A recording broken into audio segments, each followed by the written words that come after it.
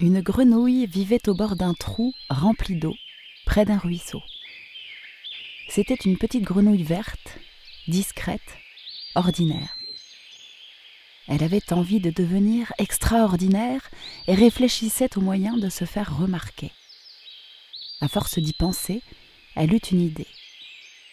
Elle se mit à boire l'eau de son trou, à boire, et elle la but jusqu'à la dernière goutte. Et elle commença à grossir. En suivant le lit du ruisseau, elle arriva à la rivière, et elle se mit à boire l'eau de la rivière, à boire, et elle la but jusqu'à la dernière goutte. Et comme la rivière se jetait dans le fleuve, elle alla près du fleuve, et elle se mit à boire l'eau du fleuve, à boire, et elle la but jusqu'à la dernière goutte. Et la grenouille gonflait. Comme le fleuve se jetait dans la mer, la grenouille alla jusqu'au bord de la mer, et elle se mit à boire l'eau de la mer, à boire, et elle la but jusqu'à la dernière goutte, qui était la dernière goutte d'eau de toute la terre.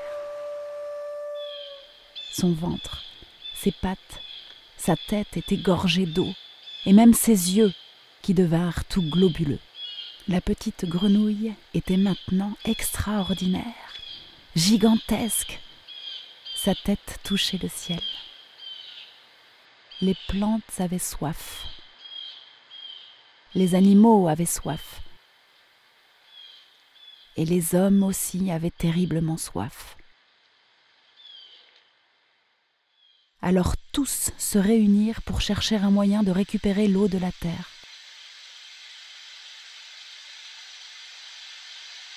Il faut qu'elle ouvre sa large bouche afin que l'eau rejaillisse sur la terre. Si on la fait rire, dit quelqu'un, elle ouvrira la bouche et l'eau débordera. Bonne idée, dirent les autres. Ils préparèrent alors une grande fête, et les animaux les plus drôles vinrent du monde entier. Les hommes firent les clowns, racontèrent des histoires drôles. En les regardant, les animaux oublièrent qu'ils avaient soif. Les enfants aussi. Mais la grenouille ne riait pas, ne souriait même pas. Elle restait impassible, immobile. Les singes firent des acrobaties, des grimaces, dansèrent, firent les pitres.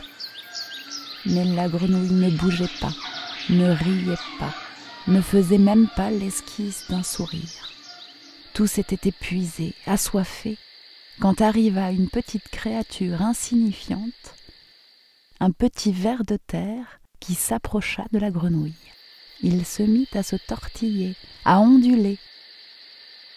La grenouille le regarda étonnée. Le petit ver se démena autant qu'il put.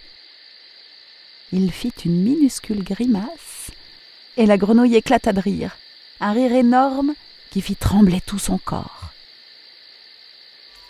Elle ne pouvait plus s'arrêter de rire, et les eaux débordèrent de sa bouche grande ouverte.